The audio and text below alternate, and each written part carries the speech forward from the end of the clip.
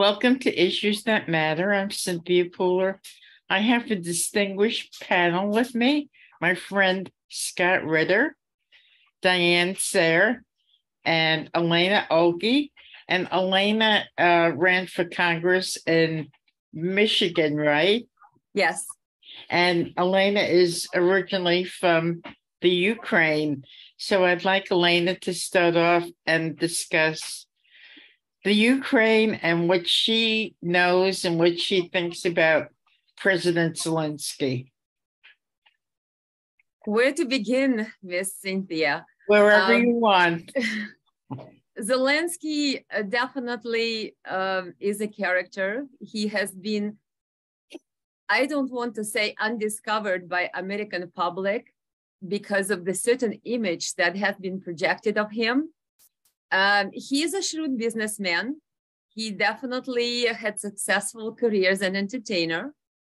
The downside of his political, I would say, involvement is that in his days, and I watched a lot of interviews with him when he ran for presidency in Ukraine, that he actually performed in front of a lot of dignitaries, including Russian former president, Mr. Medvedev, Belarusian president, Lukashenko. So his performer's career actually had him in the realm of a lot of high-end politicians, but at that time, he was just an entertainer. So to some extent, there may be a part of him, as Biden mentioned yesterday at the press conference, all politics is personal, he said. Well, if we believe Biden, then the politics may be personal to Mr. Zelensky. I have watched the interviews with his former chief of staff, the man who helped him run and win presidency. Unfortunately, he didn't have a lot of accolades to sing to Zelensky. He said all Zelensky cares is about applause. And he lives from one presentation to next presentation, from one photo shoot to next photo shoot. I was quite taken aback by such characterization of his former boss, but Zelensky is a complicated figure. He definitely has not delivered on his promise to Ukrainian people. When he ran in 2019, he promised that he will stop shelling Donbass, that Ukraine had been shelling since 2014. After the coup that was obviously sponsored by the West, United States and EU, and Victoria Nuland handpicked the government in Ukraine in 2014. So Zelensky was seen by Ukrainian people as a savior. When he had debates with Poroshenko at the time, in 2019 Ukrainian president, Zelensky said to Poroshenko, "I am not your opponent, I'm your sentence." I watched the debates, that's what he said. And Ukrainian people applauded him, and they hoped that finally the war that started in 2014, when Ukraine shelled their own people in Donbass area, will stop. But Zelensky did not deliver on that promise. Zelensky did not follow Minsk agreements that Russia and obviously Ukraine had figured out, and they were supposed to be in place, and ceasefire was supposed to work. But Zelensky didn't deliver on that. So he's a big disappointment, in my view, for Ukrainian people who voted for him. He did not stop the war, but he brought Ukraine into a bigger war now, and a more tragic war, and more losses of Ukrainian lives. And it's tragic for the world, tragic for all the refugees and the people of United States. It's tragedy as well, because we're being sold lies and we're being robbed as American taxpayers, funding the war that kills more Ukrainians while we're told that we're saving Ukraine. Nothing could be more opposite from the truth. So overall, what did you think of his speech?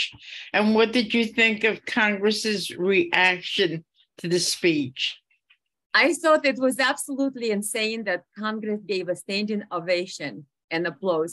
I'm sure Zelensky loved it because that's what he lives for, the applause. But I thought that his speech, he talked about Russians being terrorists and Russians sending convicts to the front lines.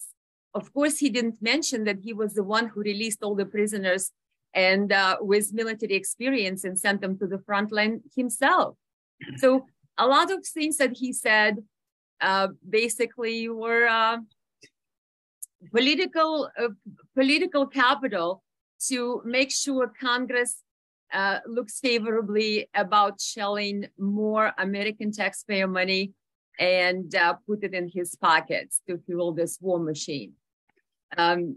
It was a disappointment. He did speak with Biden at the press conference and said that he wants just peace.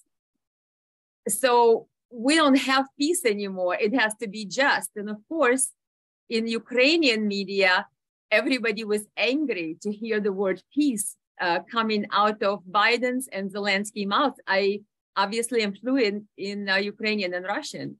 So they're all very appalled, saying, what peace? We want to fight Russia. We want to win. We want to take Crimea.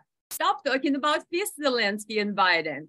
And obviously, some of Ukrainian influencers already dreaming that each Ukrainian family will receive $1 million for each soldier who was killed in the combat.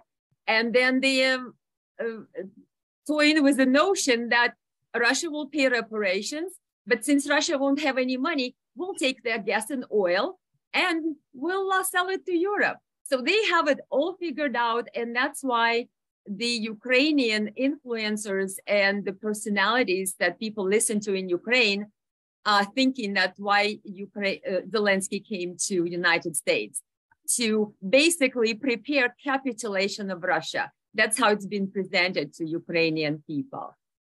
It's insane. It's insane on both sides. I have not heard amount of lies coming from both Biden and Zelensky all at the same time. Pelosi with her notion that Ukraine is some type of democracy where we know that they tie people to the poles and the lampposts and take their underwear down. And then they beat these people, the strangers, in these street medieval style lynches and accuse people of, I don't know, stealing something, not looking at somebody a correct way. That's what they do. And to perpetuate to American people that Ukraine is democracy, when Zelensky banned all opposition channels, he put in jail all opposition leaders. His party's servant of the people is pretty much the only party that's left. All independent media is banned. Then churches, now he has a war in church. The soldiers from Ukrainian front lines are making TikTok videos begging Zelensky to stop closing the churches. I watched the video of the mother on her knees begging Ukrainian soldiers, please do not close the church. Let me bury my son. That's how much they dislike everything that has to do with Russia. Russian Orthodox Church is now banned. They want to nationalize all the property. And this is democracy. You cannot speak Russian language even if it's your native language, and this is how you speak your whole life. So the schools now are banned from providing the lessons in Russian. This is not democracy. We have been sold the bag of goods by Zelensky and Biden. And for Biden to stand there at the conference and invoke Hanukkah, and Zelensky being a Jew, and telling us how great things are and how wonderful that the Zelensky is a Jew and here's a Hanukkah. Well, I am reading on Ukrainian news that the rabbi was arrested by Ukrainian special services for allowing Russian soldiers to pray at the synagogue. What? So it's very frustrating, and it's really hard to watch what's happening in current day Ukraine, and how Stepan Bandera, a Ukrainian nationalist who collaborated with Hitler, is now a national hero, and how he is being basically hailed and glorified through his slogan, "A glory to Ukraine," or "Hail Ukraine, hail heroes," has become a national slogan of official military forces of Ukraine. And we hear Pelosi promoting the slogan and repeating it in Congress. A slogan of the people of Stepan Bandera followers, the people who are responsible for slaughters of hundreds of thousands of Jewish people, Polish people, Romani people, you name it, ethnic cleansings. These people participated in during World War II on behalf of Hitler, Stepan Bandera was their leader. He was a leader of volunteer SS Galicia division of Ukrainian nationalists supporting Hitler. This is who Ukraine now has its national hero. And we have Azov battalion and other formations of Ukrainian military that are openly professing very bad things that they would like to do to Jewish people and other ethnic groups alike.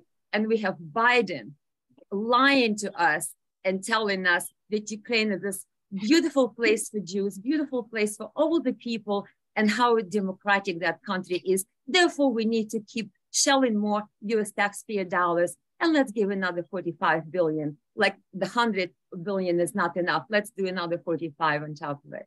So sorry for the long speech, but I hope I touched on some of the things. And it's obviously something I can talk more about. You know, Scott and I have talked about a particular issue a few times.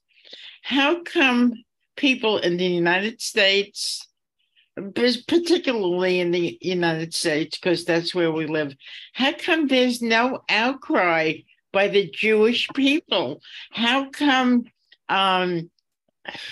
Chuck Schumer and Jamie Raskin are supporting this, this person in the Ukraine when they're, hurting Jewish people? I don't understand why there's no outcry that this is happening in this country. What do you think? Me or Scott? Yes. Now you. Me? In 2014, when a horrific massacre of Ukrainian people who live in Odessa happened, I'm sorry, I hope I don't tear when I say that. That's okay. I watched what happened. I printed the horrific photographs and I came to synagogue. And I was showing to people in the synagogue and telling them what just happened, how the people were rounded up into the trade union building, the people who peacefully protested the coup that took place in Ukraine in 2014 and that took down the legally elected president of Ukraine back then, the people who peacefully opposed to that coup and to the removal of legally elected president, they were peacefully protested, but then the thugs and the neo-Nazis rounded them into the building of a trade union center and set them up on fire. They burned alive. Those who tried to escape jumped from the windows. They were shot as they were falling, and they were beaten up if they were being able to make it to the ground alive. And the police was standing nearby and doing nothing. And unfortunately, the people at the synagogue to whom I've shown that, because Odessa is known that one of the very heavily populated Jewish city, lots of people know Odessa. In the United States, a lot of people's ancestors came from the Odessa. They looked at me like I was from the moon. They didn't believe it. And they didn't think that it could be possible because it seems so outrageous that the people will be burned alive in Ukraine when on TV, nothing like this was shown. And all of a sudden I come and show all of this and they're looking. A lot of people were sort of in disbelief. And a lot of people, you say these things happening, their immediate response is, how come I don't see this on TV? Because their only point of reference and trustworthy source is, let's say, CNN or Fox News or something that they see on TV. And our media has been complicit in silencing the truth, in suppressing the truth. And therefore, my thought that the people in the Jewish community, as well as in other communities of the United States, basically are in the dark of what is happening in Ukraine. Tragically so, because recently at one funeral I attended, the rabbi's wife came up to me and she did remember. And she said, Elena, I remember you told us about this in 2014. Can you imagine how many years have passed for her to realize that I told them about something that now they see it's coming to light that yes, there are problems in Ukraine. But when I was telling them in real time in 2014, it seemed like this is something out of worldly. But here, when she met me in passing at somebody's funeral recently, she came up and she remembered that. And I thought to myself, if only you believed me when I told you about it. Timing is very important in life. If timing in 2014, if people knew and if media wasn't complicit to suppressing the truth about Ukraine, if people would call and contact their representatives and spoke about what's happening in Ukraine, I did. I got on the phone, I called every senator, every congressman when I saw the Odessa massacre on the May the 2nd, 2014. And I called everybody, I said, stop immediately, stop that bloodshed. Would you think anybody would react? No. I sent letters. I sent letter to my senator here in Michigan. I've received a letter from her. She's the only one who responded saying, oh yeah, we know things are happening in Ukraine. That's all Putin's fault. And I met with Ukrainian diaspora and we decided that it's all Putin's fault and Putin's gonna pay for everything he does. So official narrative since 2014 was that it wasn't Ukraine that's killing its own people, which is the fact, but it as if it's Putin doing it. So therefore, it's all Putin's fault. So how do you even place Ukraine in this narrative in the form of any kind of rebuke if it's all Putin's fault?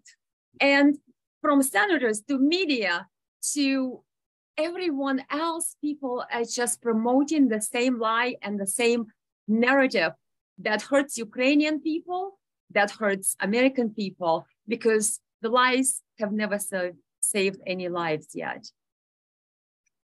Diane? Yes.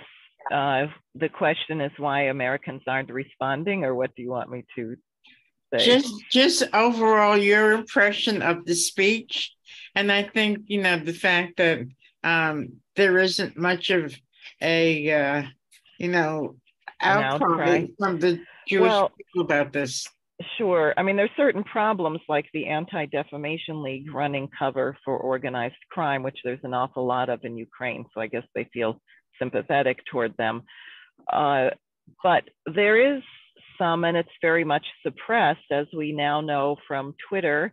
They were basically the same agency as the FBI and the Central Command. So you have the social media, which people consider to be more free than the mainstream media, nonetheless totally run as part of the military intelligence apparatus. So one, as Elena just said, people actually don't know. Number two, if they do know, they are suppressed. As you know, myself, Scott, many other people have found themselves on these Ukrainian kill lists. Now, the latest, the Center for Countering Disinformation has released a third edition of their list, and my name is not on it. Maybe Kirsten Gillibrand was upset that I would have this every time I see her. So for the moment, at least, I'm not on that list. I don't know about Mirat Foretz. So that's one problem, the censorship in the United States. The other is there's a collapse of morality, which we just have to bring back into being. The thing that I found so gut-wrenching is watching Zelensky giving this speech about how Ukraine is winning, knowing that hundreds of thousands of people, over 100,000 of his own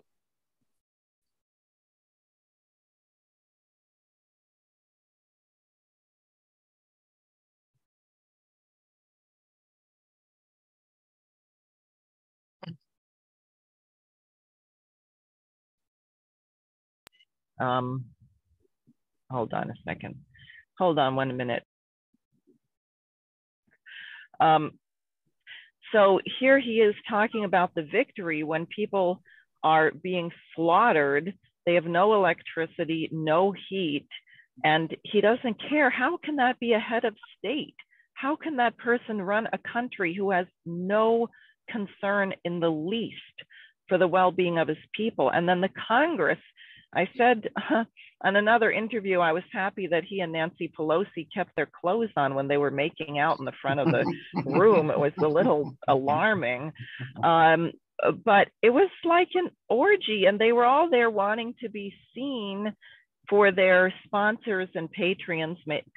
Maybe a whole bunch of them have investments with Lockheed Martin and Raytheon. I know Raytheon is big in Mississippi, and you have that senator, that crazy Senator Wicker in Mississippi, who keeps calling for dropping nuclear bombs on Russia. So I was very disturbed by that. I think the American people have got to get themselves mobilized.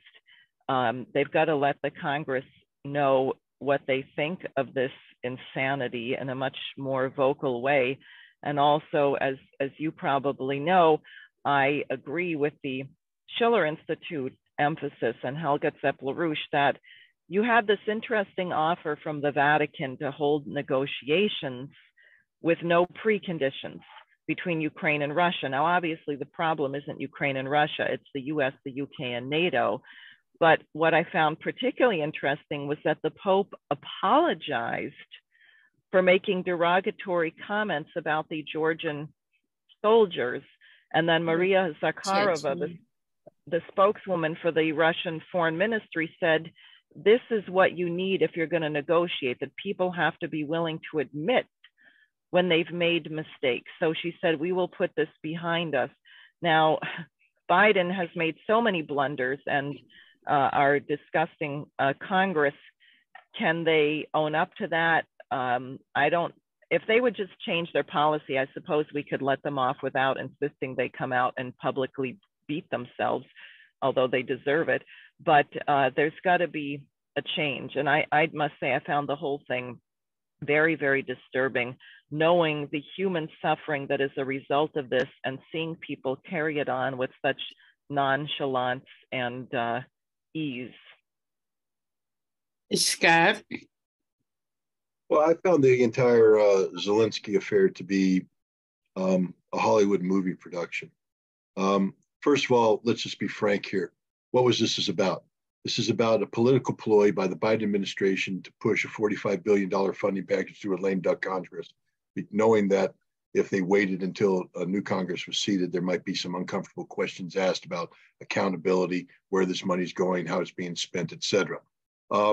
So the decision was already made, because the same people who've been funding this war in Ukraine are the same people in power at this point in time. They've already made a decision to approve the $45 billion.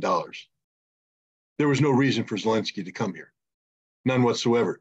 Zelensky isn't asking for money. Zelensky is operating off a script. This is a made-for-TV moment. Zelensky went to someplace in Ukraine. He claims it's Bakhmut. Some people might take question with that. Yeah. So we don't know that he went to Bakhmut, but he met with the heroes of Bakhmut, heroes in quotation. He awarded medals. This is very important that he had to give away a medal, because that's a prop in the movie. And then he received an autographed flag. Again, very important. Zelensky, the leader of Ukraine, meeting with the heroes of Bakhmut, issuing orders of military merit and receiving the signed flag. Then he gets on a U.S. Air Force plane, flies to Washington, D.C., where he has a made-for-TV moment with Biden, where he gives Biden a medal. Gives Biden a medal. Says, here, this is a medal from one of the heroes. A HIMARS operator, by the way, a captain. Then he goes to Congress and he gives a speech. The other thing about the speech, Pelosi called it the best speech ever delivered in Congress. The best speech ever delivered in Congress. I will make the following guarantee. In 1 week's time, nobody will be talking about Zelensky's speech. And in 1 month's time, nobody will remember a single word from Zelensky's speech. It wasn't the best speech ever given. It was one of the worst speeches ever given. It doesn't matter, because it was all TV. It was to create political cover. He delivered the flag. The flag of Ukraine was delivered to the U.S. Congress and draped proudly for the whole world to see, even including the SS runes that were written on the flag by the brave defenders of Bakhmut, who are all Nazis to begin with. But this is okay. Congress has shown a proclivity for inviting Azov into the people's house and promoting their hateful ideology, even though Congress continues to put a paragraph on the defense Authorization Act that prohibits U.S. taxpayer money being used to train Azov. That's never been adhered to. We train them, we give them money, we embrace them, we let them into Congress, the whole thing. But the entire Zelensky debacle, it just shows how far Zelensky has allowed Ukraine and the position of the Ukrainian president to be debased and humiliated. This is a man who, his own head of Defense Force, General Zelensky, in an interview given to The Economist a week or so back, said straight up, and what's interesting about that interview is that Zelensky was present, didn't say a word. He was there, but he wasn't there. The only person speaking was Zelensky. And Zelensky said some interesting things. Of course, as a general, he's very cocky. I can beat these guys, he said about the Russians. I can beat them. But there's the important caveat. First, you got to give me 300 tanks, 500 infantry fighting vehicles, 500 artillery pieces, unlimited ammunition. I mean, this is sort of like Hitler down in the bunker during the movie Downfall at the end with surrounded by his generals looking at a map of Berlin, moving imaginary armies. He could have defeated the Russians if only he had the armies that he was moving so available on paper. The army that Zelensky says he needs doesn't exist and will never exist. They will never receive this equipment. They don't have the ability to absorb this equipment. So now we come to the rest of Zelensky's statement, which was very important because he made it in front of Zelensky. He said, the Russians are capable fighters. They're getting ready to launch an offensive that we can't beat. They're going to beat us. Unless you give us the equipment we need, they're going to win, and there's nothing I can do to stop them. And Zelensky, the commander-in-chief, was silent, didn't say a word. So now Zelensky comes rolling into Washington, and he got a little off script. You see, he was just supposed to come there and read a script. He doesn't write those speeches. You know he doesn't write those speeches. Yeah. They're written for him by the CIA. We know this. The CIA has all but admitted this. The famous statement, I don't need a ride, I need ammo, that he allegedly gave back in March. It was a CIA statement. Zelensky never said it. Zelensky has no original thought. He's purely the actor that he has always been, operating from a script written by others. He was supposed to come to Washington, D.C. and play the fool that gives everybody the political cover to vote for $45 billion. And therefore, when the questions come up about accountability, they say, we did it because Zelensky needed the help. Everybody was on board. Everybody bought into this. This is basically the mafia's equivalent of getting everybody to fire a bullet into the corpse, because now everybody has bought into this concept, bought into the notion of support. But the fact of the matter is Zelensky tried to go off script. Oh, no, I need 2 Patriot batteries, not 1. Slap down. Bam. I need M1 Abrams tanks. Bam. I need F-16s. Bam. Stay on script, Zelensky. You're not supposed to speak about what you need because you're never going to get it. Here's the thing. This poor, pathetic excuse of a national leader stood in front of the U.S. Congress playing a script where everybody applauded him, treated him like a hero, but he's not. He's a tool being used by the United States to promote a war that has nothing to do with advocating for Ukraine. But as Lindsey Graham said, we're willing to let Ukraine fight to the last Ukrainian because all we want to do is bring harm to Russia. We're going to sacrifice Ukraine, sacrifice the Ukrainian people, sacrifice the Ukrainian nation, and you, Zelensky, stay on script. That's your fate. And this means that the man is the most pathetic national leader that has ever existed. He allowed himself to be used as a political tool in an American political machine where we're going to say whatever we need to say right now to provide political cover for $45 billion of U.S. taxpayer money without any desire to actually do something to help people of Ukraine. If we wanted to help the people of Ukraine, we'd be pushing for a peace treaty right now because Ukrainians are going to die in numbers that people can't even begin to imagine when the Russians start this offensive. When winter kicks in, when the economy collapses, the people of Ukraine are going to pay the price, and it's the death of the Ukrainian nation. I hate to say that in front of you, Elena, because I know you're Ukrainian, you love your country, and I feel for you. But thanks to Zelensky, thanks to the American politicians, Ukraine is dead. There is no hope for Ukraine. It's do svidaniya. That's it. That's where I stand, Cynthia. Well, small correction. I'm an American, Scott. I am from Ukraine, but I'm American citizen. So yes, my heart bleeds for Ukraine, but my heart bleeds for every country which would have been treated the same way. I know that you've been outspoken about Iraq when that was in play. Then we also are in Syria. So Ukraine is not the only country that has suffered under the boot of democracy-loving and democracy-promoting United States of America in a few decades, which is a tragedy. In this case for Ukrainian people, in those cases for other nations. And my thought when Scott rightfully so mentioned something we always have to reiterate is that the whole goal of Ukraine and militarizing Ukraine and basically creating Ukraine into this anti-Russia project was not to do anything with Ukraine. It has always been to weaken Russia.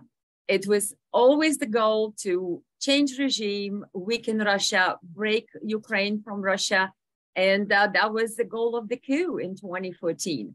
And at the time, Victoria Nuland, when she traveled and spoke to the business people in Kyiv, capital of Ukraine, she said that the United States invested $5 billion to bring democratic changes to Ukraine.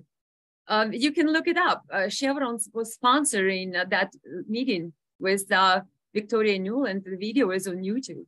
So all of these years, Ukraine has been groomed, prepared, and basically now used as this huge mallet to put dents in Russia's stability, to bring down Russia. A lot of people in Ukraine are salivating, and they're showing each other different maps on what pieces Russia is going to break and in how many pieces and who is going to get what. It's insane. Ukrainian people are dying en masse. Western media, as well as Ukrainian media, doesn't cover that. Scott is correct. It's all Hollywood production. The only thing Zelensky cares about, according to his own former chief of staff, is applause and ratings. And that's what he dreams and what he lives for. And so Biden obliges and creates him this photo shoot opportunities, a Vogue photo shoot when the people are dying in his home country. Zelensky and his wife post for Vogue magazine cover. How exciting, isn't that? And then Mrs. Zelensky comes to United States, and instead of begging for peace for her countrymen, as a first lady, asks for weapons against every protocol of diplomatic event possible, and not even mention the obligation of the first lady and any human being to seek and to sue for peace in your country. But no, she asked for weapons, and so does Zelensky. And what's important, not only what Zelensky did say, something he created this new label because he's pushing for Global Peace Summit, a new term, I guess, in town. And he likes to use a word, not only the word peace, but just peace. That means reparations, and Russia do this and Russia do that. And if you think about it, Zelensky has never mentioned in his speech joining NATO or joining EU. And I'm thinking, like Scott dutifully noticed, that he was on script, because if he would speak for himself, he would push for NATO, he would push for EU membership. None of that, not a peep. It means he came here to do a little dog and pony show. Tucker Carlson, I believe, referred to him wearing his sweatshirt as a strip club manager, something along those lines. No offense to strip club managers. I mean, it's a job, right? But the fact that Zelensky shows up in Congress dressed in a sweatshirt and brings us a banner of Ukraine signed with German, what is it, Schulstaffel? What's the proper pronunciation? SS, this 2 lightning bolts, and hands it to our Speaker of the Congress, should be abominable, should be absolutely despised and spoken against by every American, and everyone should call their representative and say, this is impossible, we cannot allow this. But unfortunately, American people are too brainwashed, they're too much asleep, and they bought into the concept that Zelensky is this freedom fighter fighting against this evil Russia, this evil Putin, and everything that he wants, we have to sacrifice American people's life, European people's life, just to keep feeding Zelensky war machine, to kill more Ukrainians, because that's what it does. It doesn't save Ukraine. It only brings Ukraine closer to its demise. There's a lot of people in Russia now who initially didn't understand maybe what Russia has to do and what is it doing in Ukraine. There is more people now in Russia who demand that Russia finishes the job in Ukraine, that Russia makes sure that it accomplishes all its goals, because the people of Russia now, even the ones who are on the fence regarding should we not get involved in Ukraine, they're now actually demanding more strong actions and more swift actions on behalf of Russia to deal with Ukraine and to deal with Zelensky after they see what Zelensky is doing. Diane? Yeah, I actually have some questions from Scott, because I read a few different columns, one of which someone said he thought that Zelensky's trip here was to create a pretext so Biden could have a Lyndon Johnson moment and say, well, now we have to send troops or we have to do more. Is that a real possibility? What about the American troops in Estonia and Romania?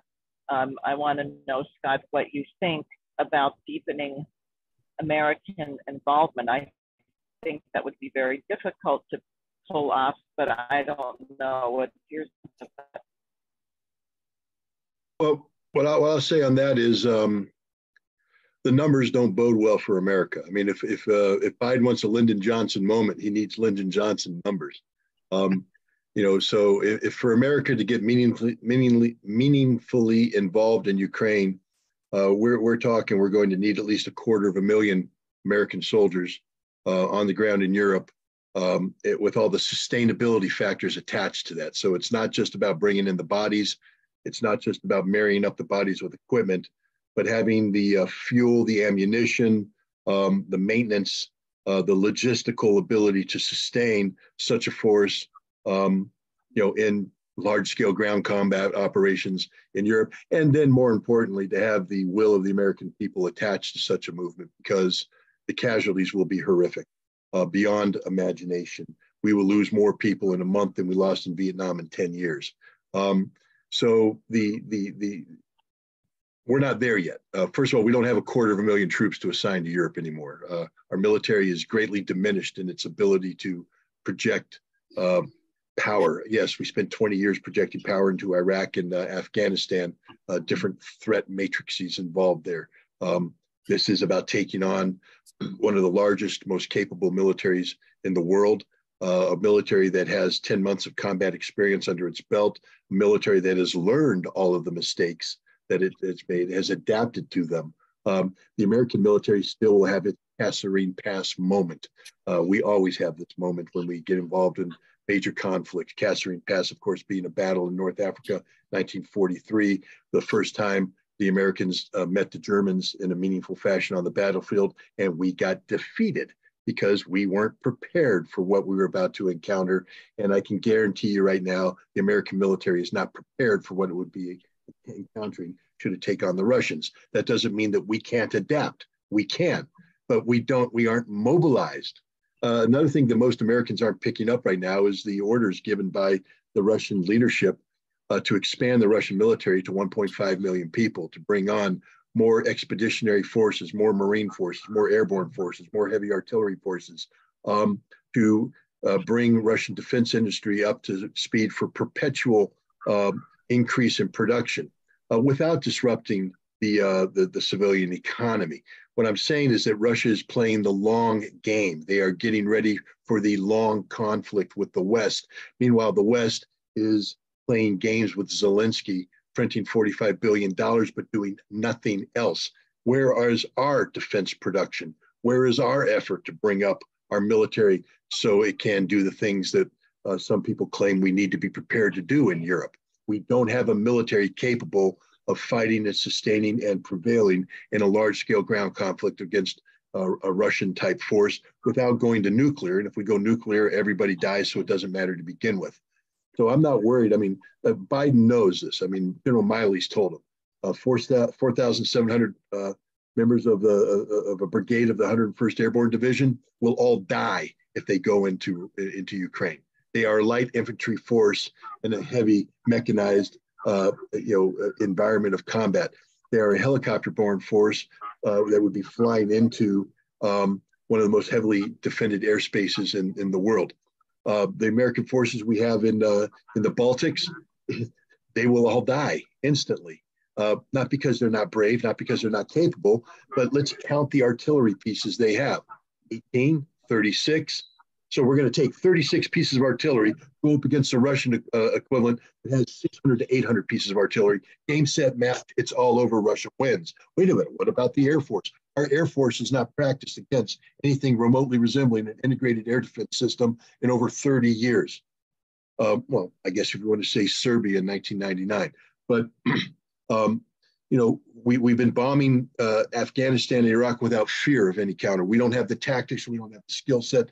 Remember, it's one thing to read about in the book. It's another thing to actually do it. We used to have something called Red Flag, where our pilots would go to Nevada and fight in a very realistic environment, practicing to penetrate air defense systems, air-to-air combat, etc. Red Flag became a joke because that wasn't the skill set we needed. We needed to drill holes in the sky over herdsmen and wedding parties and villagers so we could drop satellite-guided bombs on them with great precision. That's the skill set we possess. We don't possess the skill set to fight the Russians in Ukraine with Russian air defense. Every military leader worth his salt should be telling his or her salt should be telling Biden this, that you should not be seeking conflict. You should be seeking conflict mitigation to avoid conflict. I don't believe the United States is going to get involved in a shooting war with Russia over Ukraine because we know we would lose that conflict. And not only will we lose it now, but based upon the decisions that Russia has made, we will lose it in perpetuity because we are not matching the Russians in terms of the mobilization. And I don't believe the American people are ready to pay the price that it would take to get our military up to the level necessary to meaningfully confront and prevail. And that's the important front. It's not just about confronting, it's about prevailing. We must win. We will run out of artillery ammunition 2 weeks into the conflict. 2 weeks into the conflict. We produce enough ammunition per year to last less than a month in meaningful conflict. So no, I'm not worried about it.